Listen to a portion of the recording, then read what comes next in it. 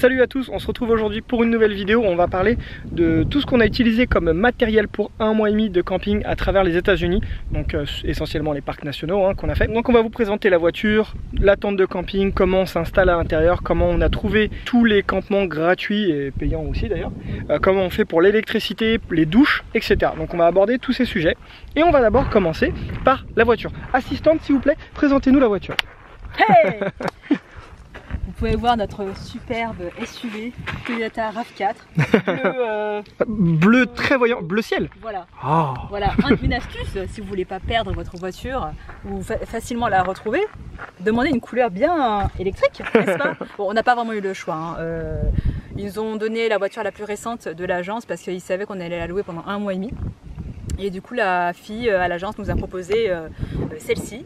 Voilà. C'est un SUV, donc c'est l'équivalent d'un 4x4 de ville.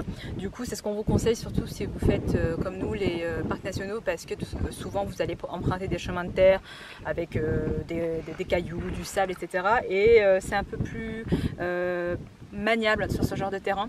Nous, sur notre voiture, on a l'option Rock and Dirt, Sand. Voilà, du coup, ça nous aide un peu à conduire de manière plus comment dire, fluide, sécuritaire. Voilà. Un peu comme ce genre de route par exemple qui n'est pas du tout une route pavée, et dans les parcs nationaux là, très régulièrement. Voilà. Au niveau du gabarit de la voiture, c'est plus grand que ce qu'on a l'habitude en France, mais bon, ça reste un 4x4 assez standard. Ici aux États-Unis, vous avez des véhicules carrément plus gros. Voilà.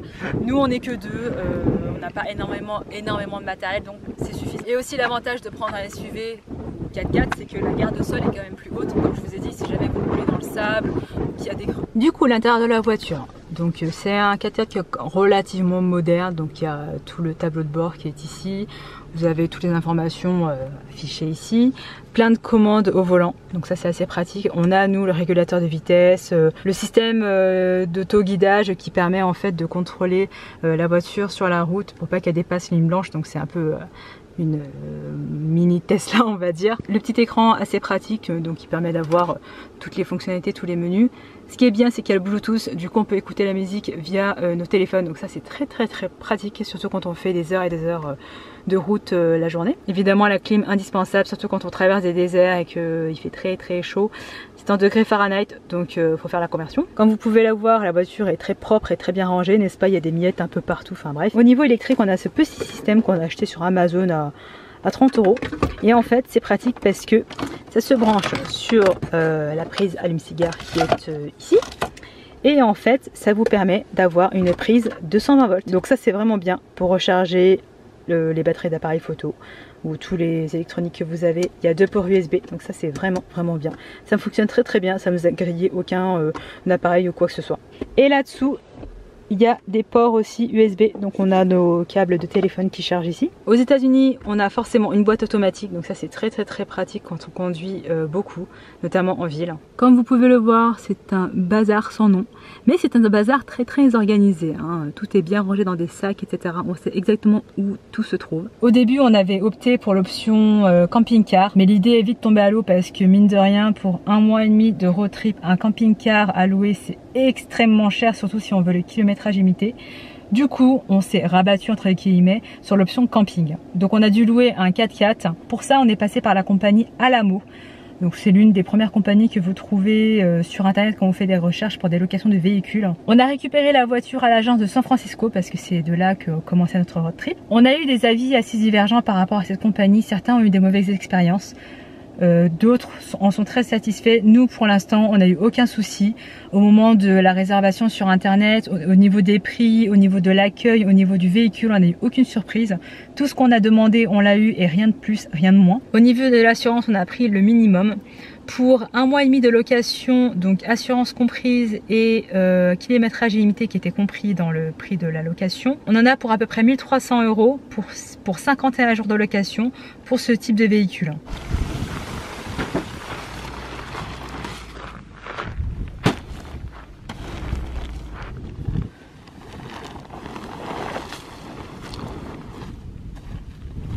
Alors dans ce sac, donc c'est le sac qui est fourni avec la tente, on a le maillet pour planter les sardines, donc celui-là il n'était pas fourni, on a dû l'acheter.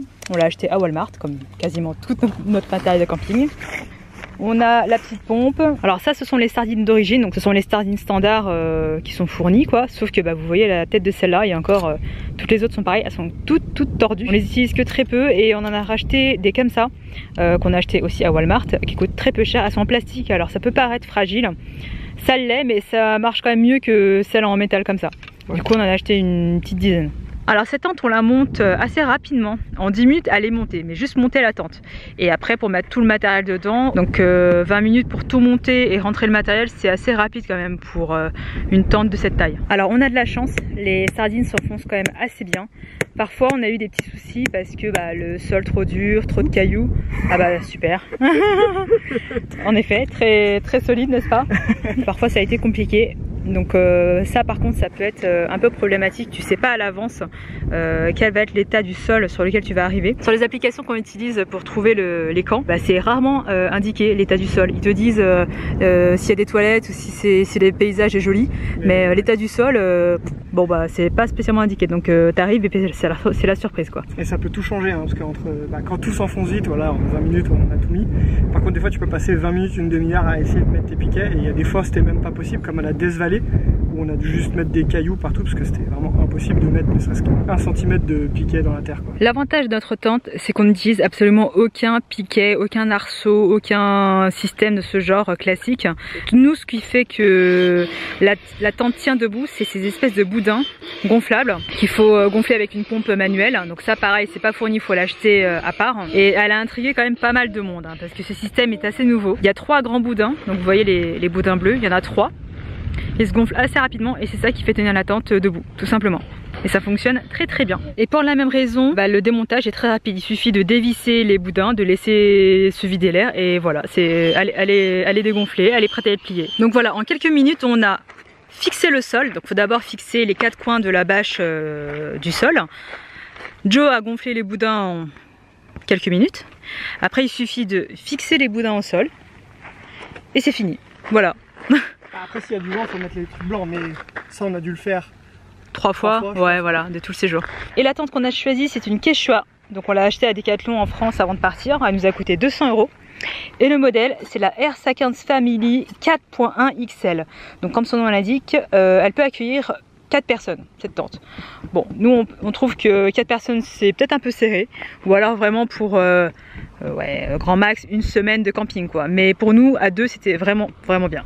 Au niveau des dimensions, elle fait 4,50 m de long, donc vraiment depuis la porte d'entrée jusqu'au fond de la chambre. Et au niveau de la largeur, sur la partie la plus large, c'est-à-dire le boudin bleu qui est près de la porte, elle fait 2,90 de largeur. Donc ça va, ça reste une taille assez sympa pour 2 personnes. On peut vraiment circuler de manière assez spacieuse, on va dire. Au niveau de la hauteur, une personne de 1,90 m peut rentrer sans souci. Voilà. Donc on tient debout sans problème quoi. Au niveau du poids, repliée dans la sacoche, elle pèse 13,3 kg. Donc elle pèse quand même son poids, mais par rapport à une tente classique qui ferait la même taille, c'est quand même très léger. Hein. Voilà, une fois la tente fixée avec les sangles pour bien la tendre, ça donne ça. Donc ça donne une tente assez sympa, qui tient très bien debout.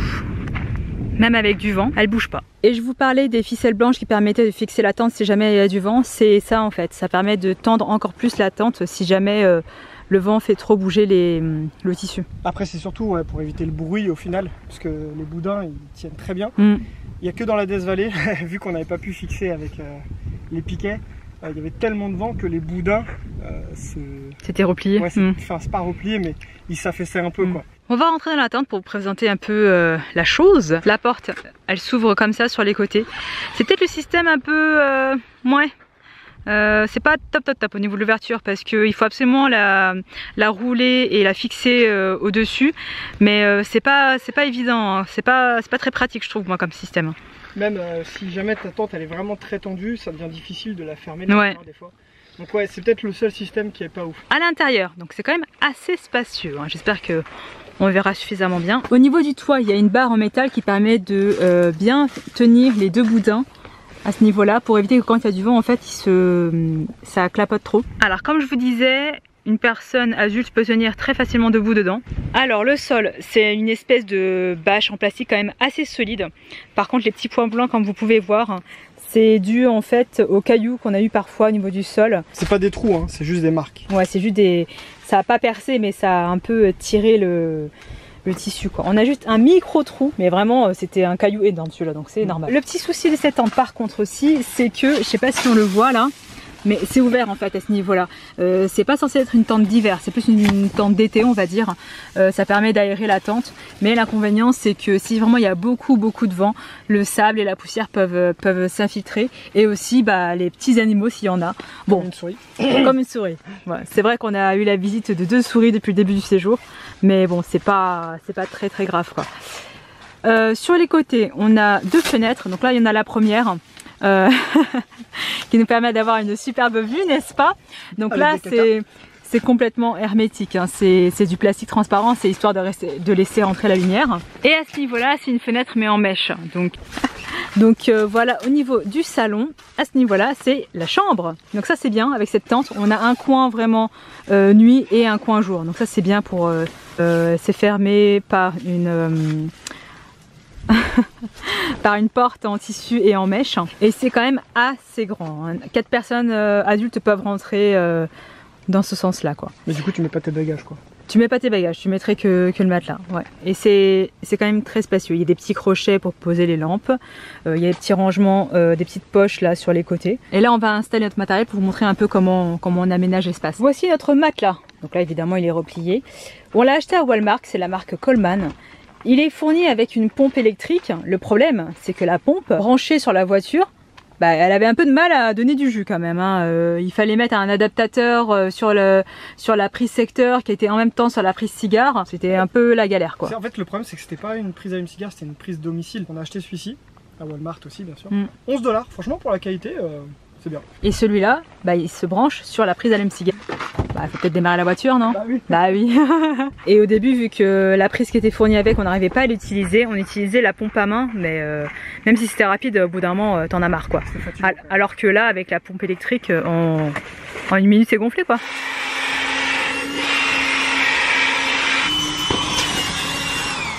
Et voilà. Alors par contre, la première semaine, on a eu un petit souci avec le matelas. Bon, c'était un peu notre faute, hein. C'est fourni avec une housse de protection pour le rangement. Bon, nous, on la rangeait pas dedans, et donc évidemment, hein, ça a fait un petit trou, hein, voilà. Mais bon, j'ai réussi à réparer le trou avec de la super glue, du sparadrap et du scotch spécial réparation de fuite, quoi. Mais là, ça fonctionne très bien. Tu vois, quand on te dit que nous, on est ridicule avec notre tente, c'est genre, il y a ça, où je sais pas si on va se rendre compte, lui là-bas, son truc, c'est un immeuble, quoi. Bon, après heureusement il y a des gens qui ont des petits trucs comme ça, mais non, ici c'est le pays de la démesure, hein. Genre celui qui est là-bas, tu sais, c'est avec le système qui sort électriquement pour agrandir l'espace, enfin il y a des trucs, c'est du n'importe quoi ici, hein. Donc voilà le coin nuit, donc c'est un petit peu le bazar, mais bon c'est peut-être pour vous montrer. Le matelas une fois qu'il est gonflé, donc ça prend quand même pas mal de place, hein. C'est un matelas 2 personnes, donc je pense que si on le colle là sur le côté, on peut peut-être en rentrer un deuxième, mais bon ça fait serré quand même, hein. On s'est acheté des coussins à Walmart, ils nous ont coûté je crois 2,50 $ chacun avec les housses. Au niveau de tout ce qui est plaid, sac de couchage, tout ça, ce sac de couchage là on l'avait déjà quand on était en Australie. Alors pour l'Australie c'était très bien en termes de température confort, parce qu'il n'a pas fait très froid. Par contre c'est peut-être l'erreur qu'on a faite pour les États-Unis, c'est qu'on aurait dû investir dans des sacs de couchage avec des températures confort négatives, parce que même si la plupart du temps ça a été, on a quand même eu très froid certaines nuits, et encore on était vraiment couverts. On vous a parlé souvent des vêtements Heattech, c'est des vêtements qu'on a achetés à Uniqlo pour l'année de voyage en fait, et qui tiennent très chaud. C'est des secondes peaux qui maintiennent la chaleur corporelle. Parfois on avait 2 pantalons de pyjama, on avait des espèces de grosses chaussettes, donc ces espèces de grosses chaussettes de montagne là qu'on a acheté à Walmart aussi. Parfois on mettait en plus nos gilets, nos doudounes, et il y a des moments c'était vraiment limite quoi. Donc si jamais vous comptez faire comme nous du camping à cette époque là de l'année, donc c'est-à-dire octobre-novembre, et que vous comptez faire les mêmes parcs que nous, investissez je pense dans des duvets beaucoup plus résistants au froid. Clairement nous c'est une erreur qu'on a fait, on s'est foiré sur les sacs de couchage et on l'a bien payé, surtout qu'on a vu après coup qu'à Walmart ils faisaient des sacs de couchage température de confort -5 à 60 $, ouais. Ce qui reste à peu près raisonnable. Par contre ils sont énormes, hein. Il faut compter une valise juste pour eux, hein. Et après il y a même des systèmes de chauffage, on va vous montrer, notre gazinière fonctionne avec des bouteilles de gaz et tu pouvais faire des chauffages avec ses bouteilles de gaz.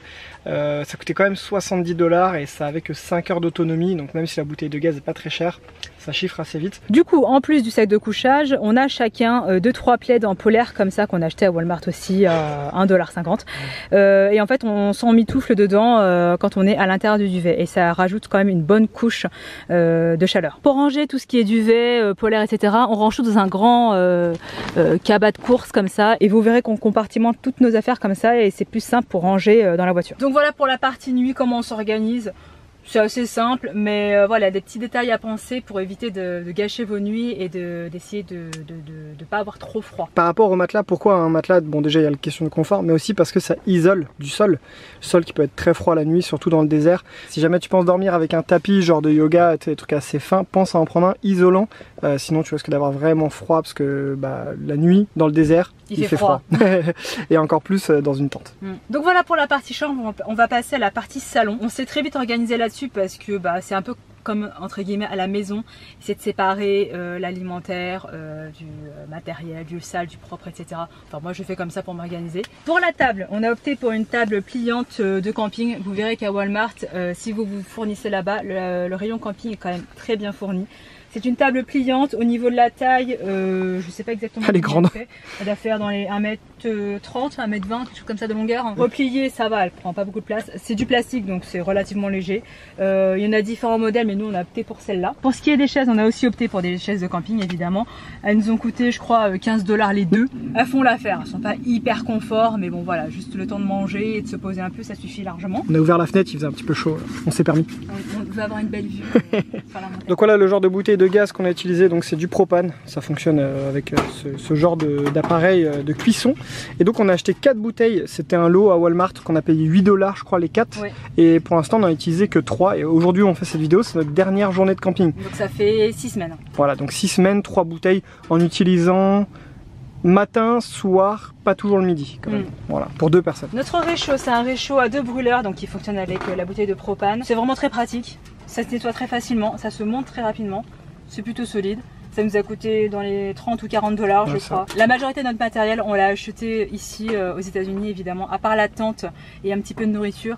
Mais vous pouvez vraiment tout trouver aux États-Unis. Faites un peu des recherches, les sites Walmart, Target sont accessibles depuis la France. Donc vous pouvez un peu vous renseigner sur le type de matériel que vous allez devoir acheter. Donc pas besoin de vous encombrer avec beaucoup de bagages. Bon, même si nous on l'a fait, hein, parce qu'il y a des petites choses quand même qu'on a emmenées parce qu'on n'était pas sûr de trouver ou parce qu'on tenait absolument à avoir des affaires. Mais voilà, il faut savoir que Walmart et Target, c'est vraiment les 2 grands magasins, je pense, les 2 grandes enseignes qui pourront vous aider à trouver votre matériel de camping. La petite précision qui va bien quand même pour éviter de se faire piéger, sur le site de Target et Walmart, tu as 1,5 milliard de matos, vraiment. En fait, c'est tout ce qui est accessible dans tous les Walmart, mais ça ne sera pas forcément accessible dans le Walmart dans lequel tu vas aller. Donc attention au stock, parce que par exemple, la glacière, on va vous en parler, on a galéré de ouf à en trouver une. Donc sinon, il faut t'y prendre un petit peu à l'avance. Tu peux commander et ils te le livrent dans le Walmart de ton choix, mais ça peut prendre jusqu'à 1 semaine et nous on s'y est pris 2 jours avant le départ donc du coup fatalement ça peut être un peu relou, donc faire attention à ça. Et la dernière marque qui vend pas mal de matos, c'est plus cher que Walmart et Target mais c'est pas trop mal, c'est REI.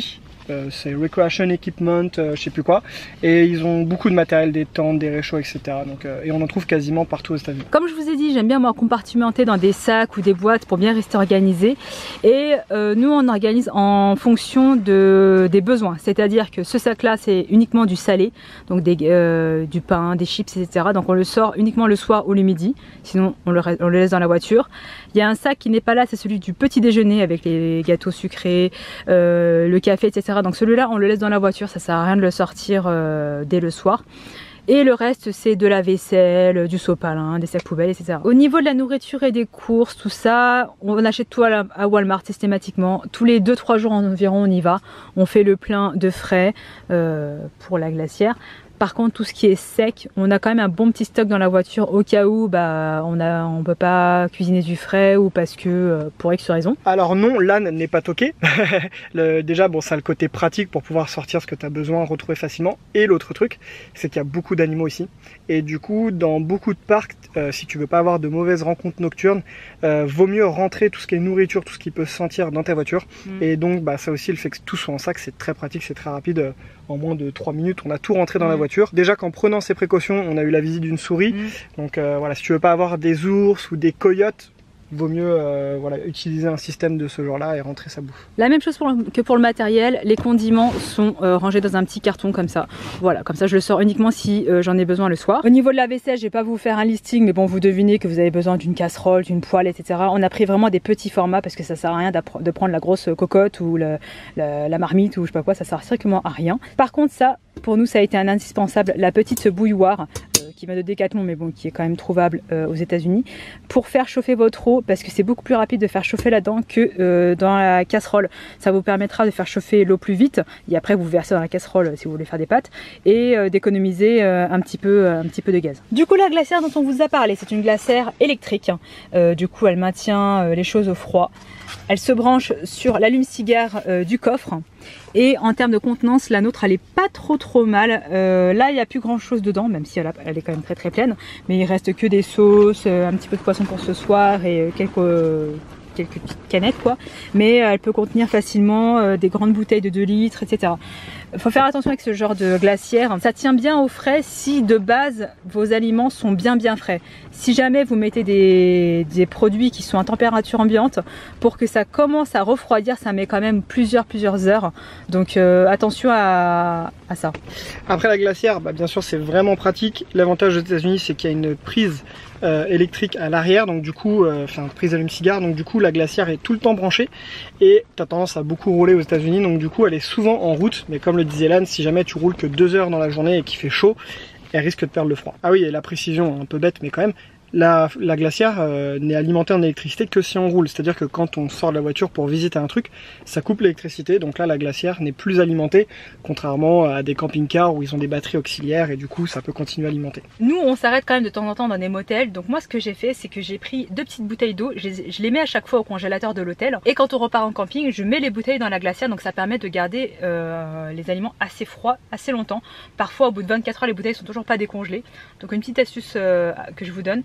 Ou alors, si vraiment vous avez du mal à refroidir la glacière, vous pouvez acheter des petits packs de glace en plus, mais bon, c'est peut-être un peu du gâchis, moi. Mais c'est vraiment si vous galérez à garder vos aliments frais, si vous avez des denrées qui sont très fragiles, du style de la viande, du porc ou du lait. Au niveau lampe, on en a 2. Donc la première, c'est une lampe style lanterne, donc c'est une lumière à LED. Sur celle-là, il y a 3 niveaux de puissance.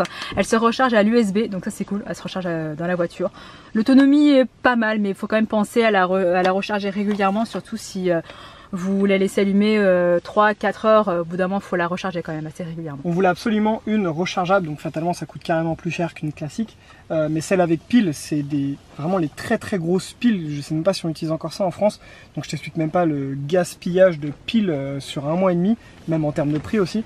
Donc on voulait absolument une rechargeable, elle nous a coûté quand même 30 ou 40 $ je crois, donc c'était pas donné, mais je pense que voilà, ça vaut le coup quand même. On a quand même cette petite lampe torche qui fonctionne à pile, et celle-là on l'a depuis l'Australie. Celle-là elle nous sert uniquement quand on sort de la tente la nuit pour aller faire pipi ou pour aller dans la voiture ou pour trouver les souris. Ah oui, voilà. Un truc tout con mais très utile, c'est le balai et la balayette. Bah oui, parce que quand tu fais du camping, c'est salissant très vite, surtout avec les petites ouvertures qu'on vous a montré tout à l'heure. Rapidement, il y a de la poussière, il y a du sable. Bah regardez là, on est installé depuis à peine une petite demi-heure. Il y a déjà plein de sable, il y a déjà plein de cailloux. Déjà de 1, ça permet de rester un peu propre quand même. Et puis surtout, après le repas, nous on balaye systématiquement pour enlever toutes les miettes, pour éviter d'attirer les petits animaux, quoi. 1,25 $. 1,25 $ à Walmart. Je sais pas comment c'est possible, mais Walmart l'a fait. Voilà. Donc même si à l'après on le jette ou on le donne, c'est pas une grosse perte et il nous aura été bien utile. Et c'est pareil, la deuxième utilité du balai, c'est pour chasser les souris ou quand tu sors de la tente pour te battre avec les coyotes. Voilà, c'est toujours utile. À ce niveau-là, on a le coin un peu vaisselle. Donc j'ai acheté un bac en plastique à Walmart encore une fois qui m'a coûté 1,50 $. La vaisselle sale avec la petite lavette là. Et liquide vaisselle qui malheureusement n'est pas biodégradable. C'est vrai que j'en ai pas trouvé moi à Walmart. Il y en a sûrement qui existent dans d'autres boutiques mais j'ai pas trouvé. Parce que le problème quand tu es en camping, dans le genre de camping que nous on fait, c'est-à-dire qu'il n'y a pas de toilette, il n'y a pas d'eau courante, il n'y a pas de lavabo, bah, tu es obligé de balancer l'eau usagée dans la nature. Donc du biodégradable c'est peut-être un petit peu mieux. Et pour l'eau en fait on utilise des galons. De base c'était des galons qu'on utilisait pour boire et manger. Et pour la vaisselle, donc on écrit vaisselle dessus pour pas se tromper. Et on remplit remplis ces galons-là avec l'eau qu'on trouve dans les visitor centers ou ce genre de choses. Même si cette eau-là est potable, pas besoin d'utiliser des galons tout neufs. Dans ce petit sac qui est accroché ici, il y a du papier de toilette parce que comme je viens de vous dire, dans les ComSat que nous on fait qui sont gratuits et où il n'y a aucun sanitaire, tu es obligé de faire tes besoins dans la nature. Donc voilà, il y a toilette numéro 1, toilette numéro 2, toilette numéro 3. Voilà, tu trouves ton endroit, tu te caches un peu et puis tu fais dans la nature quoi. Et il faut du PQ quand même. Étant donné que ce papier de toilette là n'est pas biodégradable, on le jette pas dans la nature, hein. On le jette dans un sac en plastique qu'on jette après dans des poubelles publiques. Petite chose indispensable, des chaussons.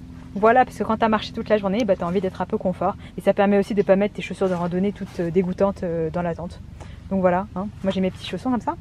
Puis Joe il a mes chaussons Mickey. Voilà, on vous a fait un beau petit tour de la tente, de l'essentiel en tout cas je pense, et en essayant de vous donner nos petits conseils. Maintenant on va parler de comment est-ce qu'on trouve les campsites. Pour ça c'est essentiellement moi qui m'en charge. Oui. Et du coup il y a plein de solutions. Alors déjà les payants, bon bah ça il n'y a pas besoin de chercher trop longtemps, hein. Tu tapes camping sur internet et tu vas trouver. Il y a plein de campsites autour des parcs nationaux. Il y en a des privés donc qui appartiennent à des gens, et ensuite il y a les campsites, enfin les campgrounds plutôt, qui appartiennent à l'État. On a remarqué pas mal de choses là-dessus. Souvent les campings privés sont vachement plus chers que les campings qu'il y aura dans les parcs. Et l'avantage de passer par le camping du parc, c'est que souvent tu es dans le parc ou vraiment juste à l'entrée. Maintenant à savoir que les campings des parcs, des fois ils sont très sommaires, c'est-à-dire qu'il va y avoir des toilettes sèches et c'est tout. Donc des fois payer 20 $ pour ça, on l'a fait, comme un monument de vallée où ça valait le coup parce que la vue était magnifique. Des fois franchement ça vaut pas le coup. Genre là, là où on fait la vidéo, on est vraiment sans déconner à 1 minute 30 en voiture du panneau entrer dans le parc Joshua Tree, tu vois. Donc des fois ça vaut vraiment pas le coup de payer. Et donc même si 20 $ la nuit ça reste un prix raisonnable, quand on fait comme nous, je crois qu'on a fait 51 jours de camping, fois 20 $, je te laisse imaginer le prix, ça fait quand même un bon budget. Donc du coup on a opté pour faire pas mal de campgrounds gratuits et au final on se rend compte que ça vaut carrément le coup parce que tu peux aller aux toilettes avant, on va vous expliquer comment on faisait pour les douches, et du coup pour poser ta tente et dormir, autant le faire gratuitement parce que voilà, payer ça apporte pas grand chose des fois. Pour trouver les campsites gratuits, l'application principale que j'utilisais c'était WikiCamps, c'est une application qui est très connue, ça existe même en Australie. Elle faisait bien le taf, il y a pas mal de commentaires, la communauté est assez active, mais ensuite des fois si je trouvais pas, ou alors pour recouper les avis, les commentaires des gens, j'utilisais aussi l'application FreeRoam. Et un site internet qui s'appelle campsite.net, mais c'est que un site internet, mais je le laissais tout le temps ouvert sur mon téléphone et je pouvais checker rapidement. Donc voilà, j'utilisais un peu ces 3 sites applications pour mixer les avis et voir ce qui était accessible ou non, et on n'a jamais eu de mauvaise surprise. Quand un campsite était indiqué, il était toujours là, ça a toujours été bien indiqué que c'était gratuit, etc. On n'a jamais logé dans des trucs interdits en mode on fraude un peu ou quoi. Et si jamais tu veux chercher par toi-même sur Google Maps ou ce genre de choses, l'info vraiment à taper c'est BLM, c'est les bureaux Land Management, donc c'est en gros des terres qui appartiennent à l'État, et souvent tu remarqueras que tu campes sur ce genre d'endroit, et ça parfois c'est indiqué sur Google Maps, donc tu as également les avis des gens, etc. Donc tu peux taper BLM Camping sur Google Maps et ça peut te sortir pas mal de camping. Ensuite concernant les douches, comment est-ce qu'on faisait? Et on faisait au feeling. C'est à dire que des fois on prenait pas de douche pendant 24 heures, ça pouvait arriver, mais en général tu peux trouver des douches un petit peu partout. Contrairement à l'Australie, les stations-service ça vaut pas le coup. À chaque fois qu'on en a vu dans les stations-service, c'était soit 15 $ la douche par personne, donc autant dire ultra cher, ou alors la douche était gratuite à partir de 60 gallons d'essence achetés, sachant que nous notre voiture, même avec le plein à fond, on doit arriver à 12 ou 13 gallons, donc autant dire que c'est vraiment destiné aux routiers. Donc du coup on prenait des douches essentiellement dans les visitor centers ou dans des campings privés. Il suffit de demander quand vous allez au visitor center, et tous les campings ont des douches quasiment, donc il suffit d'aller voir à l'accueil, vous demandez, ça marche souvent avec des tokens, donc des petites pièces spécifiques, ou avec des quarters, donc il faut faire de la monnaie, mais souvent il y a des machines. Par contre un truc qu'on a remarqué, c'est que les douches des campings privés sont carrément plus chères et moins propre que les douches des visitor centers. Les douches des visitor centers c'est là où on a payé le moins cher et là où c'était le plus propre au final. Après je pense qu'il faut compter en moyenne. En moyenne on a dû payer dans les 4 $, 3-4 $ pour 5 minutes de douche. En moyenne je dirais que c'est ça. Ouais. Vous verrez que votre routine va s'installer assez vite, surtout si vous campez assez longtemps et que vous campez un peu comme nous, c'est-à-dire, je vais pas dire à la sauvage, mais que voilà, vous campez pas dans des campings payants, donc vous avez accès à l'eau, etc. Vous verrez que votre routine va s'installer assez rapidement. Nous au début c'est toujours l'inquiétude qu'on a eue, notamment comme en Australie, les premiers jours c'est toujours un peu difficile, tu sais pas trop comment tu t'organises, mais ça vient assez vite, donc rassurez-vous, restez organisés dans vos affaires. Comme pour la douche par exemple, vous n'allez pas rentrer avec tout votre sac, préparez votre petit sac avec des petites bouteilles de gel douche, des tongs, surtout indispensables pour éviter de choper des trucs. Voilà, rentrez avec uniquement votre tenue de rechange. C'est vrai que c'est des conseils qui sont tout bêtes, mais voilà, ça facilite les choses et ça rend votre camping un peu plus, comment dire, vivable, surtout quand ça commence à faire un certain temps. Concernant les douches, les toilettes, les campgrounds, pas besoin de t'y prendre 6 mois à l'avance. Alors tu peux checker tous les endroits où tu penses que tu vas t'arrêter, mais le problème de faire ça, c'est que tu laisses pas de place à l'imprévu. Nous, il y a des choses qu'on avait prévues qui ont eu lieu et d'autres qui n'ont pas eu lieu, des choses qui n'étaient pas prévues qu'au final on a fait. Ça par contre, s'y prendre à l'avance, peut-être que c'est une bonne idée, surtout si vous allez en période haute, c'est-à-dire l'été. Ah ouais, ça par contre c'est sûr. Ça ouais, parce que nous ça a été parce que on est en basse saison, on est à l'automne, donc même s'il y a beaucoup de monde, on arrive toujours à trouver de la place sur les campings gratuits, etc. Mais on a quand même vu que les campings payants se remplissent quand même très vite, donc attention à ça.